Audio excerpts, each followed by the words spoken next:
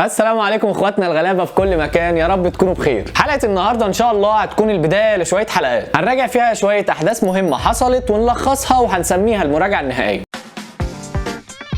وهنتكلم عن واحدة من أقرب المواضيع لقلبي، عشان هنتكلم فيها عن لاعب كان السبب إن أفرح أوقات كتير في حياتي، ومش أنا بس، ده في ناس كتير قوي زيي، وهو ليونيل ميسي، أفضل لاعب في تاريخ كرة القدم. ومع ذكرى تتويج ميسي لأول بطولة ليه مع المنتخب وهي كوبا أمريكا 2021، وصعوده لأول سلمة من سلالم المجد الكروي، واللي ختمها بفوزه بكأس العالم في قطر 2022. فيا رب أقدر أوصل فيها كل اللي عايز أوصله، ويلا بينا في المراجعة النهائية لكوبا أمريكا 2021.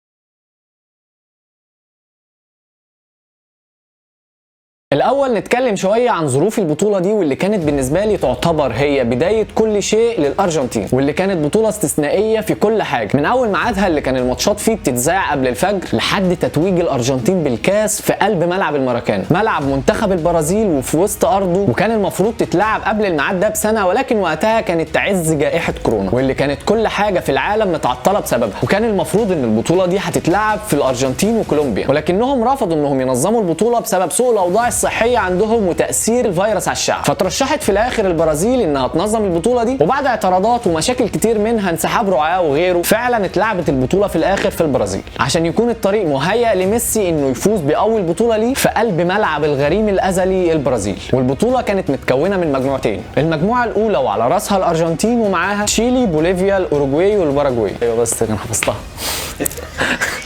والمجموعه الثانيه وعلى راسها البرازيل، ومعاها كولومبيا، الاكوادور، بيرو وفنزويلا. والمره دي ميسي داخل غير اي بطوله حرفيا. الارجنتين جايه من سلسله لا هزيمه 13 ماتش قبل البطوله تحت قياده سكالوني، واللي معاه الفريق بدا يتحسن تدريجي، ومن قبل البطوله ما تبدا وميسي بيدي في تصريحات وبيشجع في اللعيبه، فكان بيقول لهم ان خلاص هو ده الوقت اللي اخيرا المفروض نتوج فيه بالبطوله، وان انا هعمل كل حاجه اقدر عليها، وان واثق في اللعيبه اللي معايا. وبدانا كلنا نشوف الجانب القيادي لميسي بره الملعب، واللي كان بالنسبه لناس تانية كتير حجه انهم يفضلوا لعيبه تانية زي رونالدو، واللي يقول لك اصل ده قائد احسن، وان ميسي متخاذل، وشويه كلام كده كلنا عارفين ان هو عبط. المهم يعني ان ميسي بدا اول ماتش قدام تشيلي، الفريق اللي حرمه من 2 كوبا امريكا قبل كده، عشان يجي في الدقيقه 33 ويحط ميسي اول جون ليه في البطوله، واللي كان فاول علامه مسجله باسمه على شمال كلاوديو برافو من على بعد 25 متر. والفتره دي ميسي اصلا كان مرعب في الفاولات. الجون ده خلى ميسي هداف الارجنتين التاريخي في البطولات الكبرى ب 34 جول بعد ما عدى باتيستوتا. بس الماتش في الاخر بيخلص تعادل بعد سيطره من الارجنتين وفرص ضايعه كتير، خصوصا من لوتارو، عشان ميسي يطلع بعد الماتش ويقول ان احنا بدانا بدايه صعبه، وان احنا صعبنا الماتش على نفسنا، والماتش كان في ايدينا واحنا اللي عقدناه، ولازم نلعب الكوره بشكل اسرع ونخلص الفرص اللي تجيلنا قدام الجول، وندخل بعدها على تاني ماتش قدام الاوروجواي، ماتش لقاء بين الصحاب ميسي وسواريز، ماتش صعب على كلام ميسي قبل الماتش ومقفل. بس في الدقيقه 13 ميسي يلعب كورنر قصير، فتتبصله الكوره تاني ويرفعها من على الشمال عشان يلعبها رودريجيز بدماغه ويحط الجون الاول، اللي الماتش من كتر ما هو مقفل خلص على كده، ويكسب ميسي اول جايزه رجل المباراه ليه في البطوله. ونروح لثالث ماتش للارجنتين في البطوله وهو الباراجواي، ماتش عنيف ومليان فاولات، بس تكسب الارجنتين 1-0، وبكده تكون الارجنتين في صداره المجموعه ب7 نقط، وتشيلي في المركز الثاني ب5. اخر ماتش واسهل ماتش في مرحله المجموعات وهو ماتش بوليفيا. يبدا الماتش في الدقيقه 6 لما ميسي يرفع الكوره من فوق مدافع بوليفيا من مسافه ضيقه على خط ال 18، توصل لجوميز متقشره قدام الجون ويسجل الاول باسيست عظيم من ميسي. وفي الدقيقه 33 الارجنتين يتحسب لها بلانتي ويشوطها ميسي صاروخ على شمال الحارس ويثبت الحارس في مكانه والنتيجه بقت 2-0. وبعدها ب10 دقائق ميسي يهرب من الدفاع واجويرو يلعبها له لوب يضرب بيه الدفاع كله ويخليه انفراد مع الحارس واللي يتقدم عشان يحاول ينقذ اي حاجه، بس على مين يابا؟ ده ميسي. والكره بتنط يرفعها من فوق الحارس عشان يسجل الثاني ليه ويخلص الماتش في الاخر 4-1 ويضمن ميسي تاني جايزه رجل المباراه ليه في البطوله. ويبداوا بعدها يفكروا في ماتش ربع النهائي واللي هيكون قدام الاكوادور، واللي بعد 20 دقيقه ميسي بترجع له كوره غلطه من المدافع عشان يروح انفراد مع الجون ويشوطها بس في القائم، والاكوادور تضغط وتضيع فرص كتير قدام الجون لحد ما ميسي يقرر يصلح غلطته ويدي لوتارو كوره انفراد مع الجون وكالعاده بيضيعها لوتارو، بس ترجع الكوره تاني لميسي على حدود ال 18 ويلعبها لديباو الكوره مقشره قدام الجون الفاضي عشان يسجل اول جون في الماتش. وبعد تضييع شويه فرص من لوتارو كالعاده بيخلص الشوط الاول الارجنتين 1-0. الشوط الثاني الاكوادور نازله ضغطه بس الارجنتين ماسكه نفسها لحد ما تيجي الدقيقه 83 دي ماريا يضغط على اخر مدافع ويقطع منه الكوره اللي تروح لميسي اللي بدل ما يرقص المدافع ويضمنها يروح على الجون يبصيها لوتارو عشان يسجل الحمد لله اخيرا تاني هدف للارجنتين ويخلص على احلام الاكوادور. وفي الدقيقه 90 دي ماريا يروح انفراد قدام الجون فالمدافع يشده وتتحسب بلانتي، بس الفار يكلم الحكم ويقول له ان الكوره كانت على حدود ال 18 فيرجع الحكم ويحسبها فاول، بس لعيبه الاكوادور تعترض على الحكم وتقول له اديها له بلانتي ده ميسي وكده كده هيسجل الفاول. وفعلا ميسي ما يكدبش خبر ويضحك قبل ما يشوط الفاول اللي هيحط صاروخ في زاويه الحارس ولو راجل بقى صدها. ويبقى بعد 5 ماتش في البطوله ميسي معاه 3 جايزه رجل المباراه و4 اجوان و4 اسيستات، والارجنتين ماشيه في طريقها لنص النهائي اللي هتقابل فيه كولومبيا. ويبدا الماتش كالعاده بالاسيست الافتتاحي لميسي في الدقيقه 7 ياخد دفاع كولومبيا في ظهره ويلعب الكوره لوتارو عند علامه الجزاء اللي بيسجلها الحمد لله بعد مستواه العظيم في تضييع الفرص طول البطوله. عمل بطوله وبعدها كولومبيا بتبدا تلعب لعب خشن وتكسير في اللعيبه وتمسك كرة شويه لحد ما تقرر من هجمه مرتده في الدقيقه 60 تجيب جون التعادل عن طريق لويس دياز ويرجع الماتش لنقطه الصفر وتفضل النتيجه على كده بعد استبسال خط دفاع كولومبيا اللي بيشيل كرة من على خط المرمى لحد ما نوصل لضربات الجزاء. وهنا بيجي دور افضل حارس في البطوله إيميليانو مارتينيز اللي زي ما بيقولوا وصل من رحم المعاناه ليعانق قمه المجد وما صدق انه لقى فرصه يثبت فيها نفسه اللي كان كل تصريحاته قبله واثناء البطوله بيوصفوا مدى حبه لميسي وقد ايه بيقدره لدرجه انه مستعد يضحي بحياته علشان وفعلا يوفي بوعده ويصد 3 من اصل 5 بلانتيات اتشاطوا عليه بعد طبعا شويه حركات وتنطيط وكلام مع اللعيبه قبل ما يشوطوا الكوره اللي خلوا كتير يقولوا عليه انه استاذ في التلاعب النفسي والاستفزاز للخصم ويشيل مع ميسي الارجنتين ويصعد بيهم لنهائي كوبا امريكا قدام البرازيل. النهائي الرابع لميسي في كوبا امريكا واللي ما كانش ينفع باي شكل من الاشكال انه يخسر. الارجنتين ضد البرازيل في ملعب الماراكانا الساعه 3 الفجر. كنت في اليوم ده بشوف الماتش عند واحد صاحبي كبير المدار ده سعد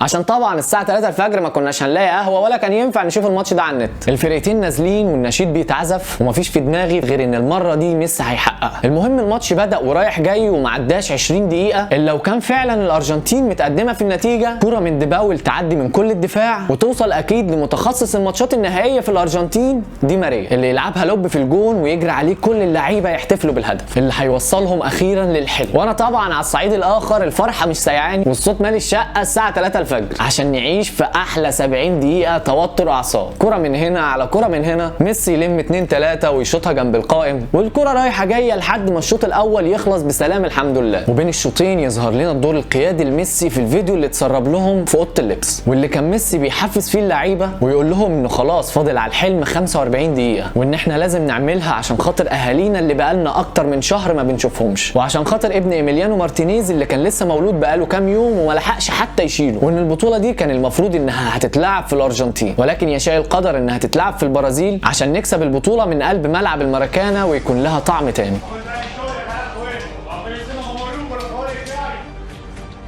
Pero no como esta, no así. Se salió la cadena. Ya sabemos lo que es Argentina, ya sabemos lo que es Brasil. Hoy no quiero decir nada de esto. Hoy quiero darle las gracias. Quiero darle las gracias por estos 45 días. Se lo dije el día de mi cumpleaños. Llamé un grupo espectacular, un grupo hermoso y lo disfruté muchísimo. 45 días donde no nos quejamos de los viajes, de la comida, de los hoteles, de las canchas, de nada, muchachos. 45 días siempre de nuestra familia, muchachos. 45 días. El Dibu fue papá y no puedo ver la hija todavía. No la puedo hacer, papá. El chino igual. Lo vio un ratito nomás, muchachos, y todo porque por este momento. Porque teníamos un objetivo, muchachos, teníamos un objetivo y estamos un pasito a conseguirlo. A un pasito, y ¿saben qué es lo mejor de todo? Que depende de nosotros. Depende de nosotros ganar esta copa. Así que por eso, ahora vamos a salir, vamos a levantar esa copa y la vamos a llevar para Argentina para disfrutar con nuestra familia, nuestros amigos, la gente que bancó siempre a Argentina. Lo último, con esto termino. No existe la casualidad, muchachos. ¿Saben qué? Esta copa se tenía que jugar en Argentina. Y Dios la trajo acá.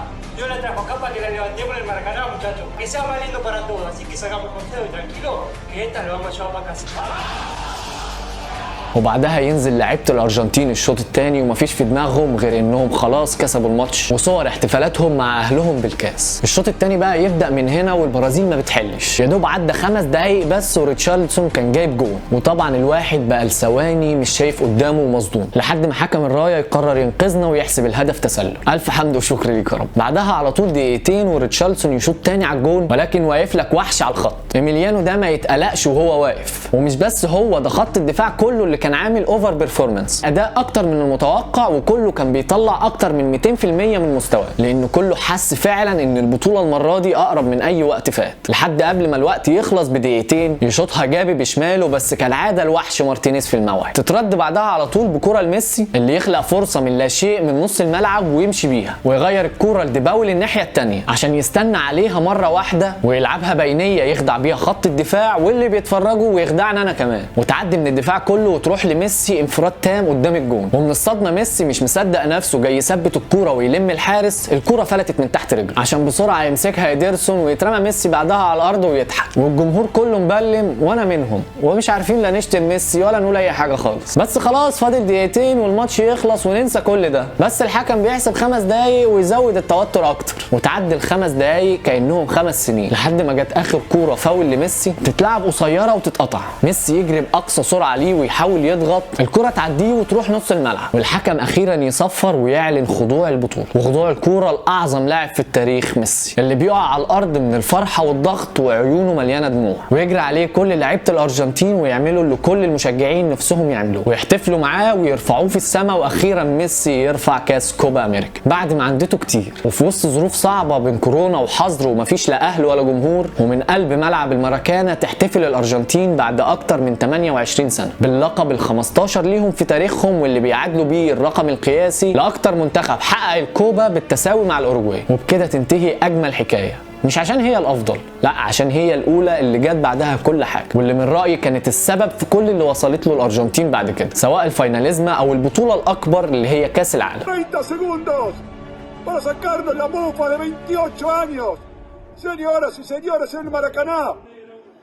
Vamos Argentina todavía. Se va a terminar, señoras y señores. Angelito, tuviste tu revancha. Vamos Argentina. Messi dice no se juega más. Habrá tiro libre. Argentina quiere ser campeón. Señoras y señores, se va a terminar. Se terminó. Se terminó, Leo. Se terminó, Leo. Se terminó. Se terminó, Leo. Se terminó, carajo. Se terminó. Basta. Se terminó, Leo. Se terminó. Vamos Argentina, vamos. Vamos Argentina, se terminó. Se terminó la mufa, basta. Se terminó la mufa, somos campeones. Somos campeones, Dios mío. Gracias por este momento inolvidable, gracias. Se terminó, señores, somos campeones. Somos campeones de América. Somos campeones de América, señores, se terminó. Se terminó la mufa, basta. Basta, ya era mucho. Dale Argentina campeón todavía. Argentina es el campeón. Argentina es el campeón. وبس كده دي كانت المراجعه النهائيه لكوبا امريكا 2021، وبكده نكون وصلنا لنهايه حلقتنا. فلو عجبتك الحلقه ما تنساش تعمل لايك وشير وتشترك في القناه وتفعل زرار الجرس وشير مع اصحابك، خلي عيلتنا تكبر، واستنونا في مراجعات تانية جايه ان شاء الله، واشوفكم على خير. سلام.